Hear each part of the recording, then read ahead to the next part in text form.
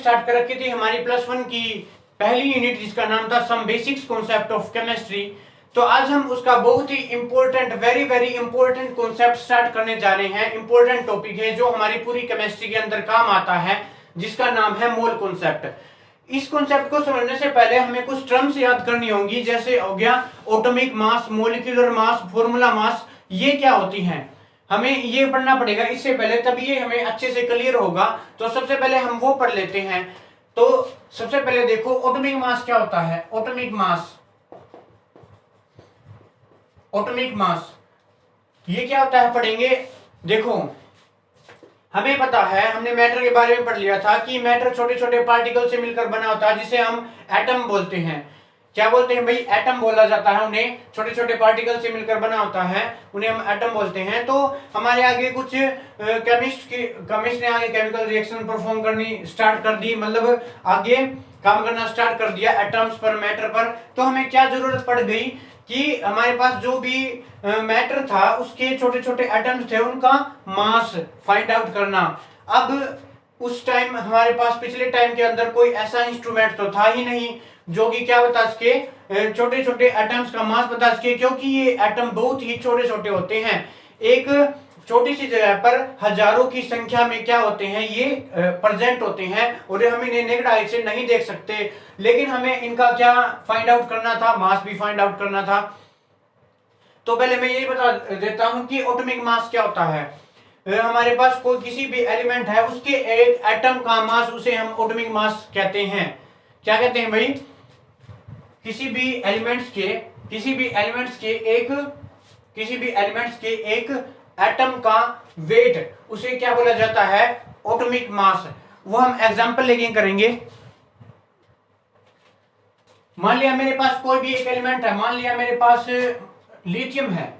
कोई भी एलिमेंट ले लिया, मान लिया ये लिथियम है, और मैंने क्या किया, ये लिथियम एलिमेंट है, ठीक है। ये किससे मिलकर बना हुआ, छोटे छोटे पार्टिकल जिन्हें हम एटम्स बोला जाता है, जिन्हें एटम्स बोलते हैं। तो उनमें से एक एटम का वेट, उसे हम एटॉमिक मास बोलते हैं। वो हम देखेंगे कैसे निकालेंगे। तो मैंने बताया था कि पिछले टाइम के अंदर क्या नहीं था, हमारे पास ऐसा इंस्ट्रूमेंट नहीं थे जो कि एटॉमिक मास को बता सके, क्योंकि ये बहुत ही छोटे होते थे।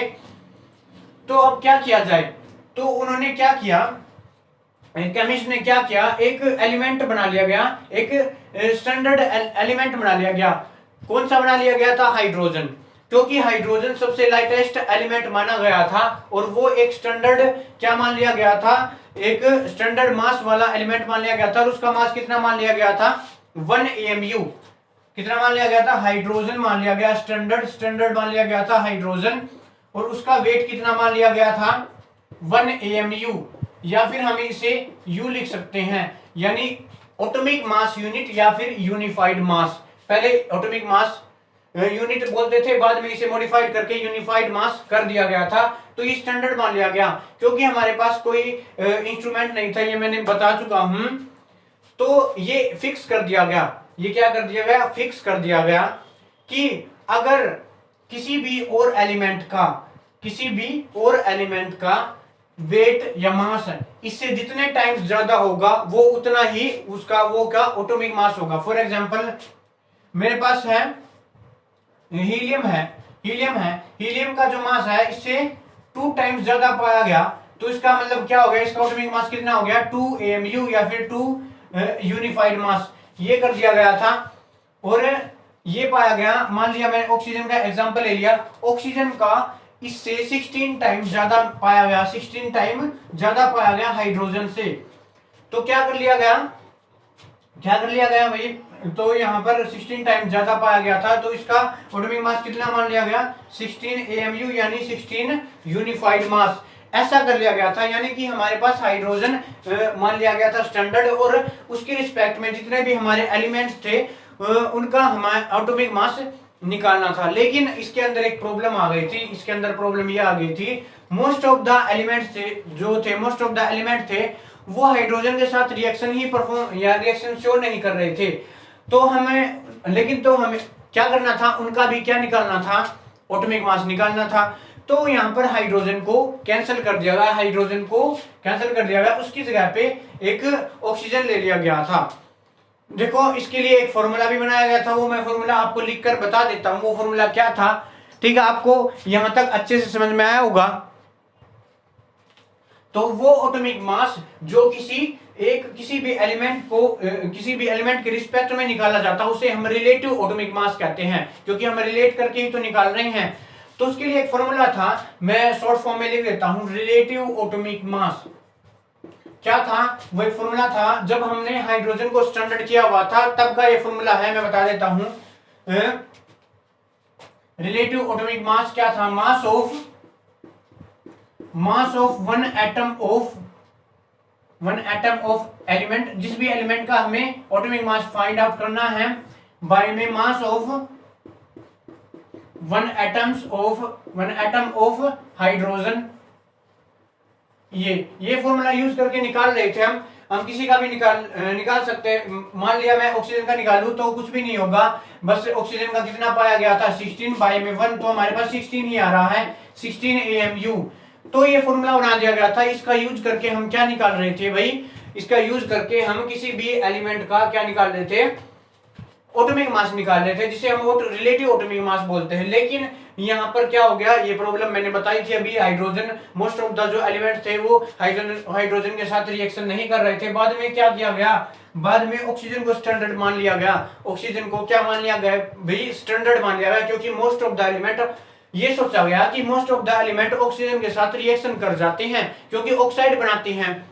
तो इसलिए तो यहां पर बाद में इस फॉर्मूले को क्या किया गया? इसको मॉडिफाइड कर दिया गया। किसके अंदर? यहां पर mass of one atom of hydrogen को हटाकर यहां पर 1/16 mass of 1/16 mass of one atom of oxygen, ये लिख दिया गया। ठीक है, ये लिख दिया गया और ये स्टैंडर्ड कर दिया गया, फिक्स कर दिया गया। अब इसके रिस्पेक्ट में अगर हम किसी भी एलिमेंट्स का निकालते थे, मान लिया अगर मैं निकालू लिथियम का निकाल देता हूं, बिल्कुल इजी सा ले लेते हैं। मान लिया इसका 3 टाइम्स पाया गया था और यहाँ पर 1/16 और mass of one atom of oxygen कितना है? 16 से 16 कैंसिल, यहाँ पर 3 MU आ गया, 3 MU आ गया, तो इसका 3 निकला। तो ये स्टैंडर्ड कर दिया गया था। लेकिन क्या हुआ? एक अच्छी सी प्रॉब्लम आई। वो क्या आई कि जब हमने ये स्टैंडर्ड माना था, जब हमने ये ऑक्सीजन को स्टैंडर्ड माना था, तब ऑक्सीजन का केवल ऑक्सीजन 16 ही डिस्कवर हुआ था। यानी ऑक्सीजन का जब एटॉमिक मास था वो 16 था, यही डिस्कवर हुआ था। लेकिन बाद में क्या हुआ? दो और एलिमेंट आ गए थे, ऑक्सीजन 17 और ऑक्सीजन 18, या इन्हें हम आइसोटोप्स बोलते हैं। ठीक है, जिनका एटॉमिक नंबर तो सेम हो लेकिन एटॉमिक मास डिफरेंट हो, उन्हें हम आइसोटोप बोलते हैं। ठीक है, लेकिन अब ये प्रॉब्लम आ गई, इसे ले या इसे ले या इसे ले। तो बाद में क्या किया गया? ऑक्सीजन को भी क्या कर दिया गया? कैंसिल आउट कर दिया गया। तो अब क्या ले? ऑक्सीजन की जगह पर क्या ले?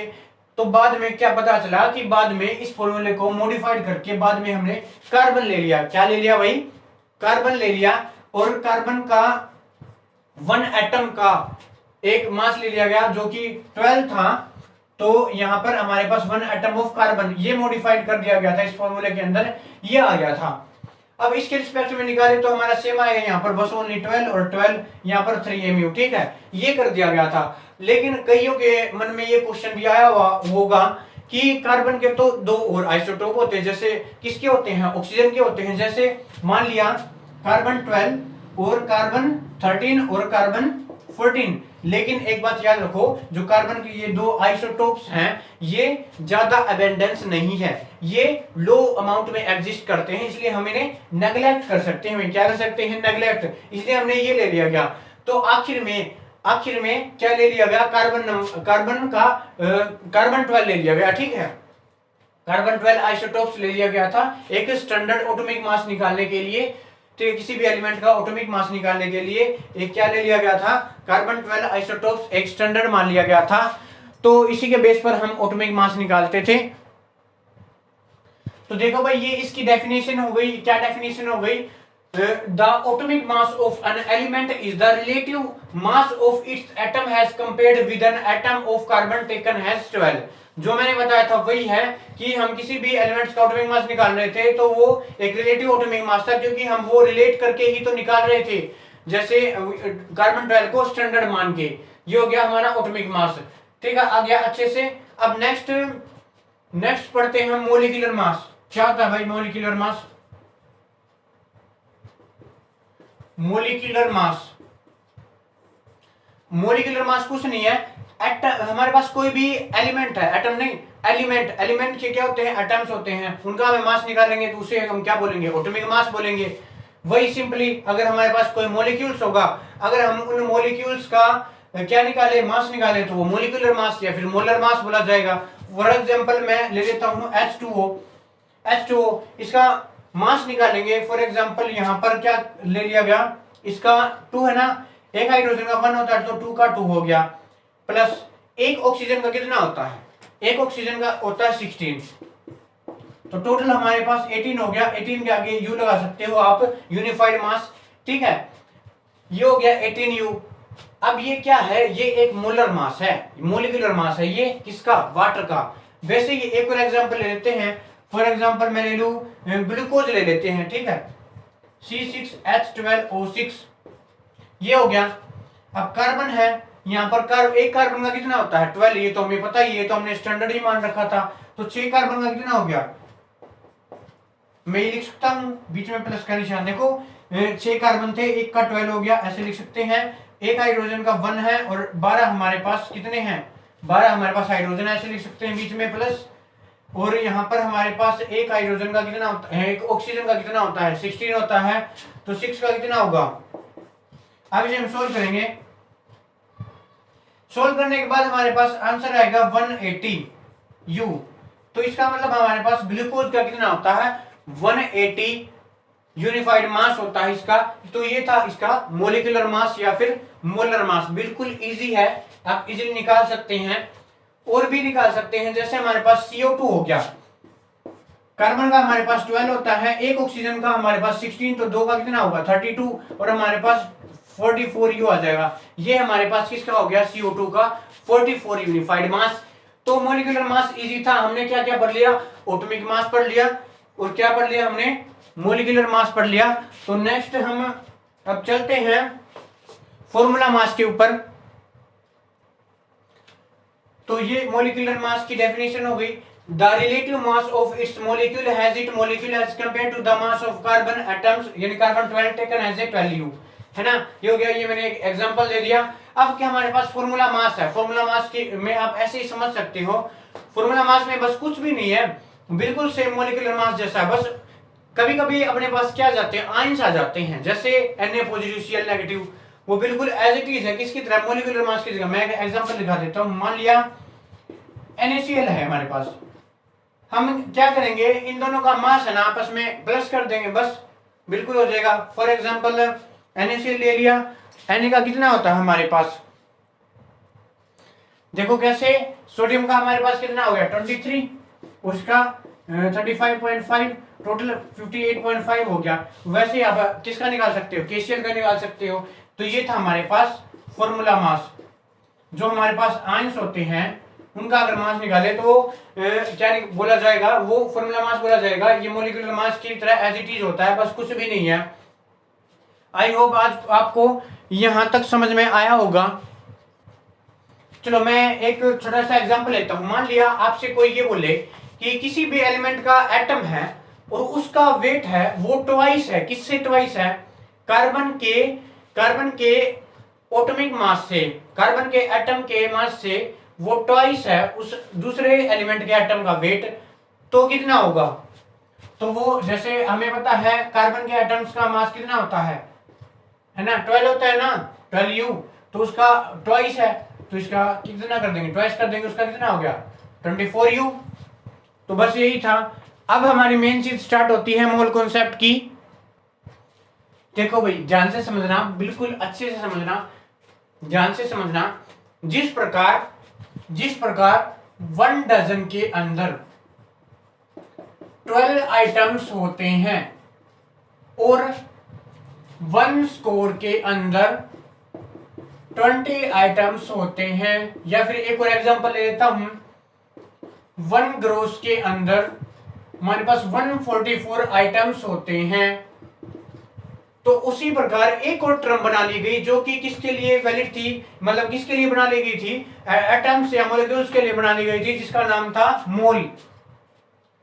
जिसका नाम क्या था भाई, मोल था। इसका सिंबल ये है मोल, ठीक है, ऐसे लिख सकते हैं इसको। वैसे ही 1 मोल के अंदर, वैसे ही 1 मोल के अंदर 6.022 मल्टीप्लाई 10⁻23 आइटम्स होंगे। आइटम्स क्या, मैं लिख देता हूं आइटम। अगर हम एटम करें तो यहां पर एटम्स या फिर पार्टिकल, अगर हम मॉलिक्यूल लें तो यहां पर कितने क्या आ जाएगा, मॉलिक्यूल्स। अगर हम कोई भी आयनिक स्पीसीज लें तो यहां पर आयंस आ जाएगा, ठीक है। या फिर इलेक्ट्रॉन लें तो यहां पर इलेक्ट्रॉन लिख देंगे, यानी 1 मोल के अंदर इतने इलेक्ट्रॉन होते हैं, तो आपको अभी बता दिया, ठीक है। ऐसे हो गया, तो एक क्वांटिटी बना दी गई मोल। क्या बना दिया गया, एक क्वांटिटी बना दी गई मोल। और क्या पाया गया कि ये हम देखेंगे भाई, ये हम देखेंगे ये कैसे आया है, 1 मोल इसके इक्वल कैसे आया है। तो पहले आप ये याद कर लीजिए कि 1 मोल के अंदर कितने आइटम्स होते हैं, कितने एटम्स, मॉलिक्यूल, आयन, इलेक्ट्रॉन्स या कुछ भी होता है। 6.022 मल्टीप्लाई 10⁻23 पार्टिकल्स होते हैं, जिसे हम क्या बोलते हैं, एवोगाड्रोस नंबर। एवोगाड्रोस नंबर बोला जाता है, ये आप याद रखना, ठीक है। इतना याद हो गया, इतना याद हो गया आपको। देखो भाई अब ध्यान से समझना, अभी करेंगे एक बार, मैं इसे साफ कर देता हूं, फिर अच्छे से आपको समझाऊंगा, अच्छे से क्लियर होगा आपको। हमने क्या मान रखा था, हमने स्टैंडर्ड क्या मान रखा था, स्टैंडर्ड कार्बन का, कार्बन 12 का मास कितना माना हुआ था। कार्बन के, देखो मैं ध्यान से समझाऊं, कार्बन के एक एटम का वेट कितना मान रखा था, 12 ग्राम, ना 12 ग्राम नहीं है, 12 एएमयू है ना, ये मान रखा था। या फिर यूनिफाइड मास भी आप लिख सकते हो ये। तो हमारे पास बाद में टाइम में कुछ एक इंस्ट्रूमेंट बना दिया गया था, जिसका नाम था मास स्पेक्ट्रोमीटर। क्या नाम था भाई, मास स्पेक्ट्रोमीटर, मास स्पेक्ट्रोमीटर। उसकी हेल्प से जब हमने कार्बन के वेट निकाला, कार्बन का वेट निकाला ग्राम के अंदर, कार्बन 12 के एक एटम का वेट निकाला किसके अंदर, ग्राम के अंदर, वो कितना आया, 1.99 मल्टीप्लाई 10⁻23 ग्राम आया।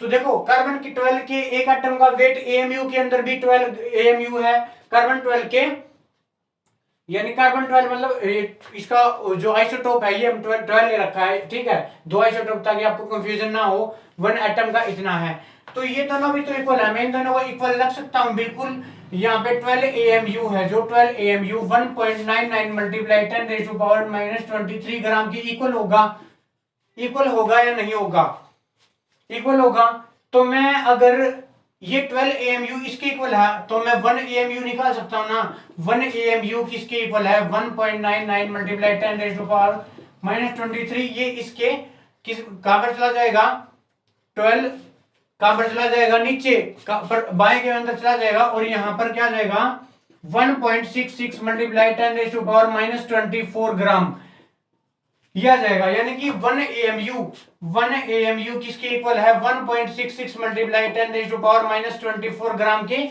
इक्वल है। ये हमारे पास आ गया था, इतना क्लियर हुआ। अब आगे करते हैं, कंफ्यूजन नहीं होना है। मैंने अभी तक ये बताया है, कार्बन के एक एटम, मैंने क्या बताया है अभी, कार्बन के एक एटम का वेट एएमयू के अंदर कितना है, 12 एएमयू, और ग्राम के अंदर कितना है, 1.99 मल्टीप्लाई 10⁻23 ग्राम। मैंने अभी तक ये बताया है आपको, इतना आप स्क्रीनशॉट ले, आगे करते हैं हम। देखो इतना हम कर चुके थे। देखो कार्बन के एक एटम का वेट 12 एएमयू था जब हमने मास स्पेक्ट्रोमीटर से निकाला, तो ये हमारे पास इतना आया ग्राम के अंदर, क्योंकि ग्राम एक बहुत बड़ी क्वांटिटी है। और अगर ये वे भी 1 एटम का है, ये भी 1 एटम है, तो मैं इन दोनों को इक्वल रख सकता हूं। अगर ये मेरे पास 12 एएमयू का है, तो मैं 1 एएमयू का निकाल दूं इधर, तो 1 एएमयू मेरे पास आ गया 1.66 मल्टीप्लाई 10⁻⁻24 ग्राम के इक्वल आ गया। अब कहीं से पता चला कि कार्बन का यानी 1 मोल है वो किसके बराबर था, ये अब कुछ कैलकुलेशंस कुछ ऑब्जर्वेशन करने के बाद ये पता चला 12 ग्राम के इक्वल था, 12 ग्राम के इक्वल था। ये पाया गया, क्या पाया गया, ये पाया गया। देखो भाई 1 मोल कार्बन है वो 12 ग्राम के इक्वल आ गया था, ये निकाला था कुछ ऑब्जर्वेशंस के बाद।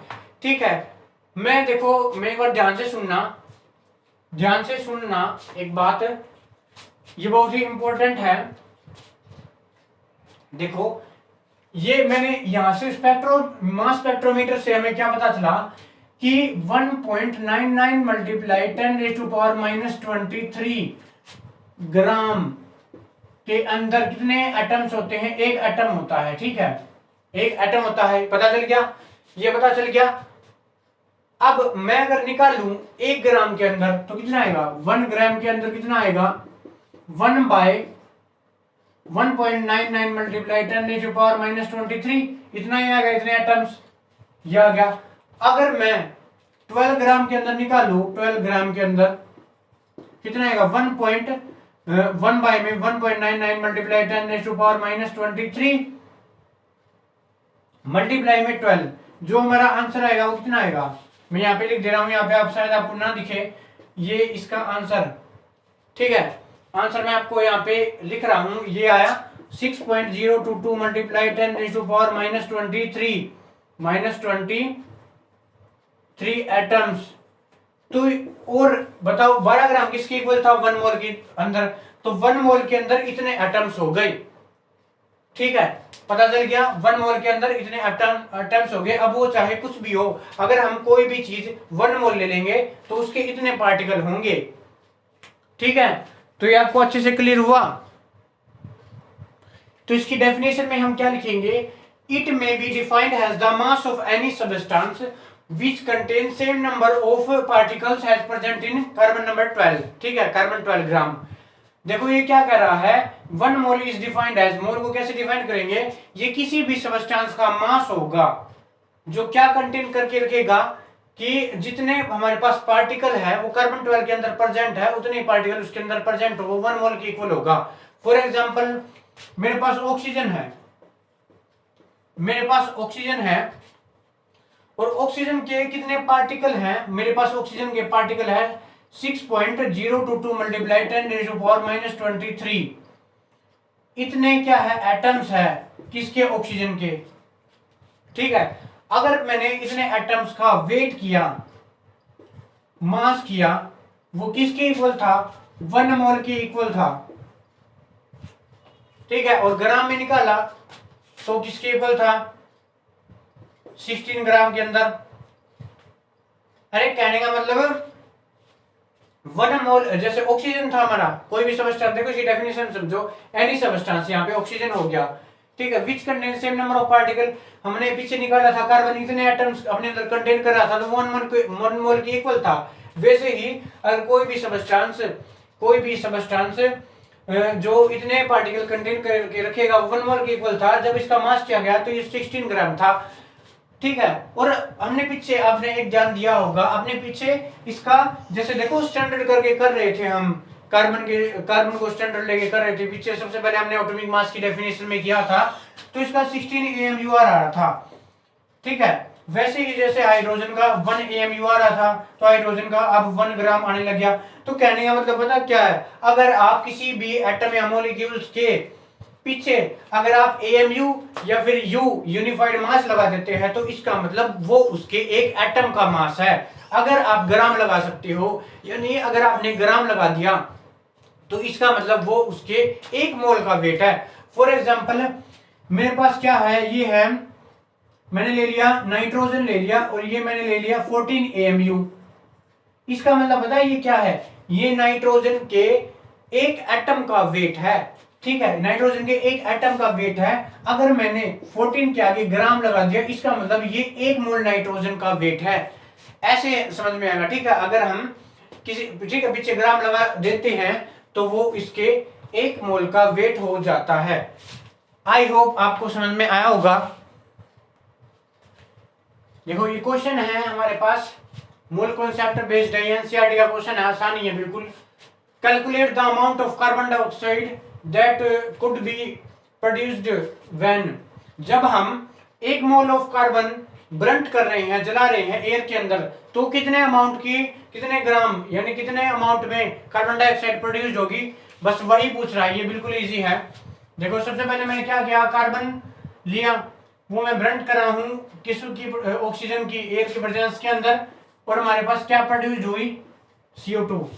ठीक है, ये हो गया।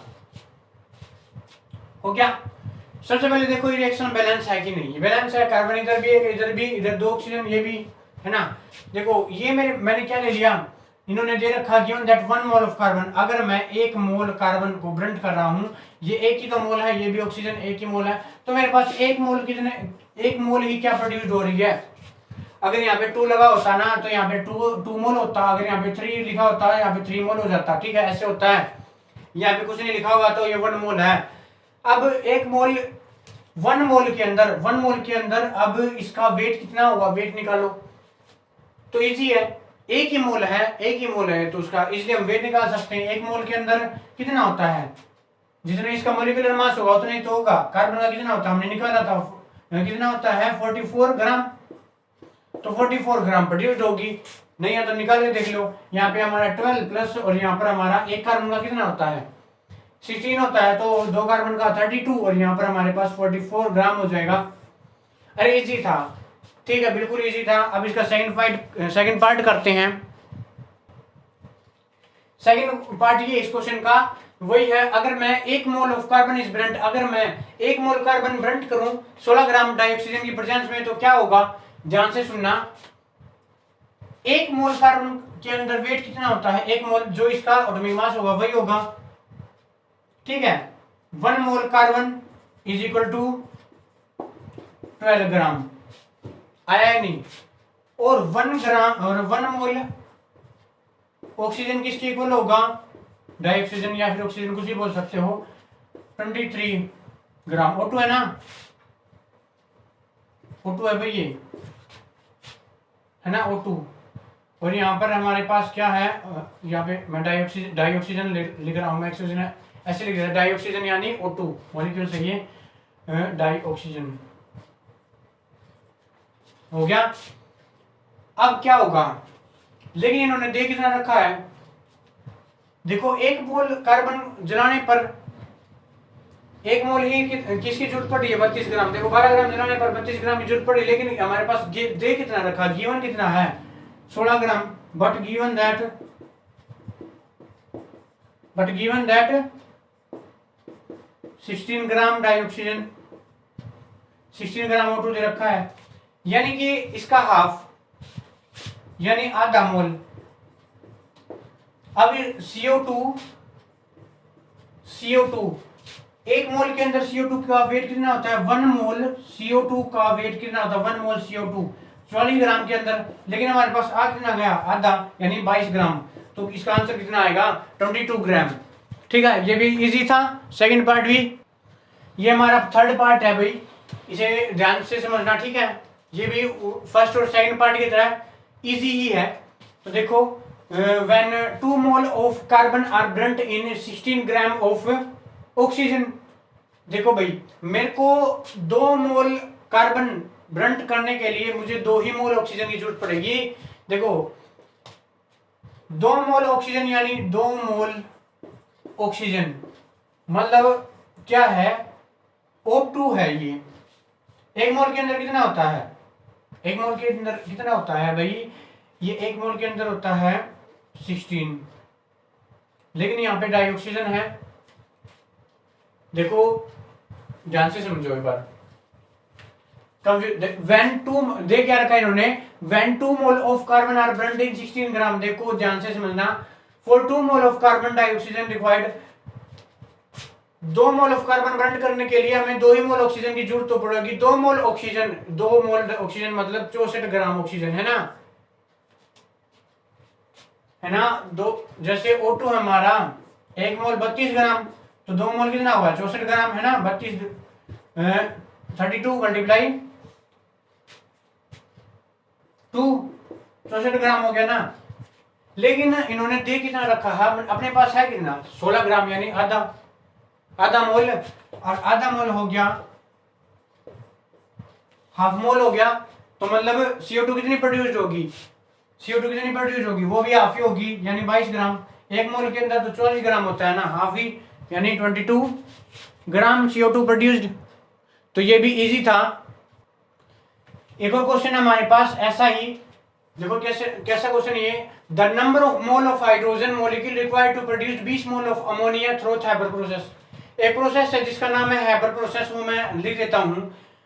तो उन्होंने ये कहा है कि 20 मोल अमोनिया प्रोड्यूस करने के लिए हमें कितने मोल हाइड्रोजन की जरूरत पड़ेगी, ठीक है। तो मैं लिख देता हूं, हैबर प्रोसेस ये होती है N2 + 3H2, और वैसे तो रिएक्शन क्या होती है, रिवर्सिबल होती है, लेकिन हम यहाँ पे फॉरवर्ड के अंदर ही कर लेते हैं NH3, ये होती है, ठीक है। इन्होंने कहा है कि हमें 20 मोल NH3 प्रोड्यूस करने के लिए कितने अमाउंट ऑफ हाइड्रोजन की जरूरत होगी, कितने मोल हाइड्रोजन की जरूरत होगी, कितने मॉलिक्यूल्स की जरूरत होगी हाइड्रोजन के। तो ध्यान से देखो, अगर मैं 3 मोल ऑफ हाइड्रोजन के लेता हूँ, जब ये मैंने बैलेंस कर रखी है, ठीक है, अगर मैं 3 मोल ऑफ हाइड्रोजन के लेता हूँ तो मेरे पास 2 मोल अमोनिया प्रोड्यूस होता है। इन्होंने कहा है तो 20 मोल अमोनिया कितने में प्रोड्यूस होगा, तो सिंपली बात है, अगर मैं 30 मोल H2O के ले लूँ तो यहाँ पर 20 मोल अमोनिया आ जाएगा। तो बिल्कुल सिंपल क्वेश्चन था, ये क्वेश्चन आया हुआ था किसके अंदर, नीट के अंदर पूछा गया था ये क्वेश्चन, ठीक है। तो इजी सा क्वेश्चन था। देखो भाई, ये हमारा लास्ट क्वेश्चन है जो किसके अंदर आया हुआ था, ये लास्ट क्वेश्चन हमारा। देखो कैसे, the number of moles of oxygen obtain by the electrolyte decomposition of 108 gram of water. इन्हें ये पूछा है, जब हम 108 ग्राम ऑफ वाटर की क्या करवाएं, डिकम्पोजिशन, इलेक्ट्रोलाइटिक डिकम्पोजिशन करवाएं, तो कितने मोल ऑफ ऑक्सीजन प्रोड्यूस्ड होंगे। ध्यान से समझना। देखो सॉल्यूशन के अंदर क्या आएगा, जब मैं वाटर की डिकम्पोजिशन करवाऊं, इलेक्ट्रोलाइसिस तो किसके अंदर डिसोसिएट होगा, H2O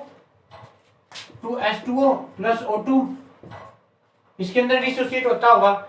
यानी कि इसे वेट के अंदर कन्वर्ट करो, ये तो 2 मोल हो गए, ये भी 2 मोल, ये 1 मोल है ना।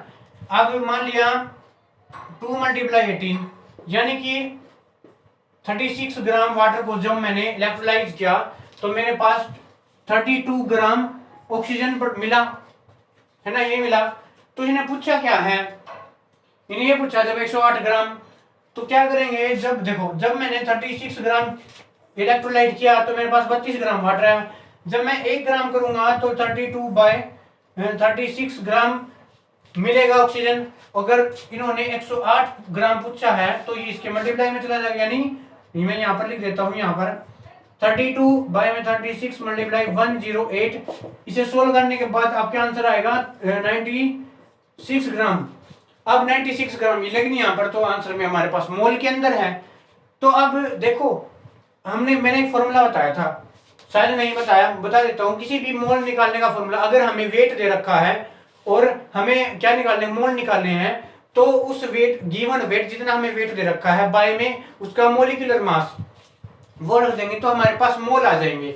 कैसे, जैसे मोल निकालेंगे, इसके ऑक्सीजन के मोल निकालेंगे, गिवन वेट कितना हमारे पास 96 ग्राम और इसका मोलिकुलर मास 32 ग्राम, कितना आ जाएगा,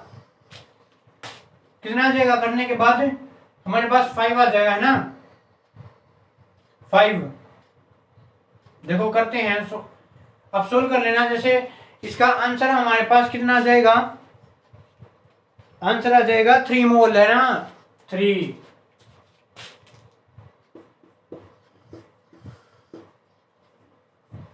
मोल आंसर आ जाएगा, ठीक है। तो ये एक लास्ट क्वेश्चन था हमारा कि जिसा, तो ऐसे ही आप और क्वेश्चन आप क्या करना, ट्राई करना बुक से, ठीक है। Okay, thank you.